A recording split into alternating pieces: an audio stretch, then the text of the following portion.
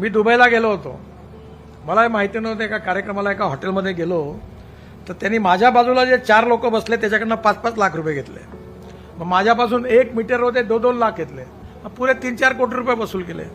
मग तो एक जण सांगे का तुमच्याजवळ बसलो ते 5 लाख रुपये भरले म्हणून. आता आपण म्हणजे चवन्नी छापा कुठेही चौकात उभे राहिलो, लाऊडस्पीकर बाई भाषण द्यायचो. मला का माहिती का 5 लाख रुपये देणारा आपल्या बाजूला बसेल म्हणून. त्याच्यामुळे त्यांना महत्व होतं, कारण पैसे होते.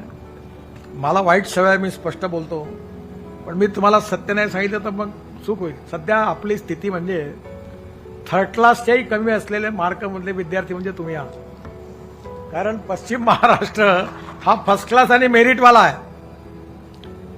म्हणजे तिथे जे लोक आहेत त्यांचं जे जिज्ञासा आहे, अभ्यासू वृत्ती आहे, ती ना आपल्यामध्ये फरक आहे.